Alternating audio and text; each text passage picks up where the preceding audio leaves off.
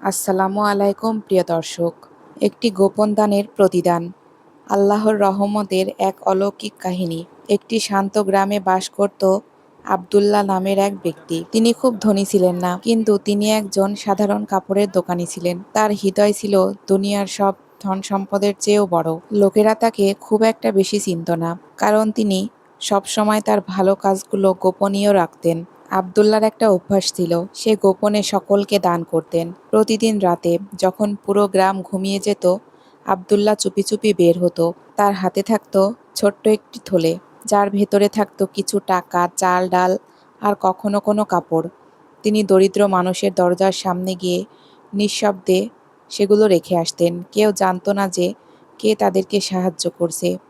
গরিবরা শুধু বলতো, হে আল্লাহ, যে আমাদেরকে সাহায্য করছে সে যেন খুব ভালো থাকে, সে যেন জান্নাত পায়। এভাবেই সকলে আব্দুল্লাহর জন্য দোয়া করত।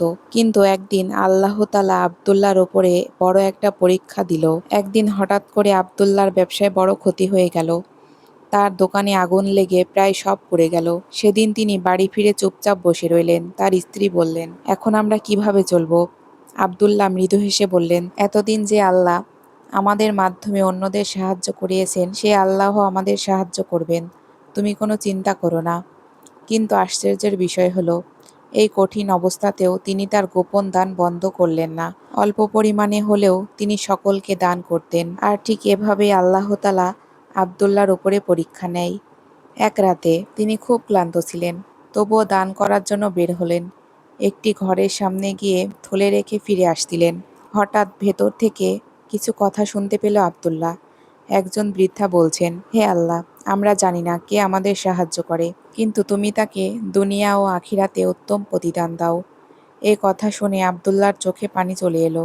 তিনি মনে মনে বললেন, হে আল্লাহ, আমি শুধু তোমার সন্তুষ্টির জন্যই করি। এর কিছুদিন পর আব্দুল্লাহর জন্য একটা ভালো খবর আসলো। একজন ধনী ব্যবসায়ী তার দোকানে এলেন। তিনি বললেন, আমি অনেক দিন ধরে একজন সৎ ও বিশ্বস্ত মানুষ খুঁজছিলাম। মানুষজন তোমার সততার কথা বলেছে।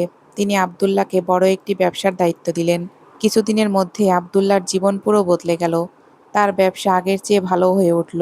এরপর থেকে আব্দুল্লাহ গোপনে আরও বেশি বেশি দান করতে শুরু করলো। একদিন গ্রামের একজন গরিব লোক জানতে পারল, যে ব্যক্তি এতদিন গোপনে তাদেরকে দান করত, সে আর কেউ না, সে হলো আব্দুল্লাহ। গ্রামের সবাই অবাক হয়ে গেল তার মুখে এ কথা শুনে।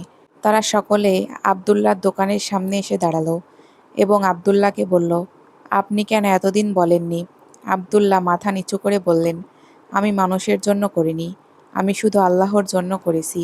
এই কথা শুনে সকলে আব্দুল্লাহর দিকে তাকিয়ে থাকলো এবং বলল, সত্যি, তোমার মতো মানুষই হয় না। এভাবেই বেশ কয়েক বছর কেটে গেল।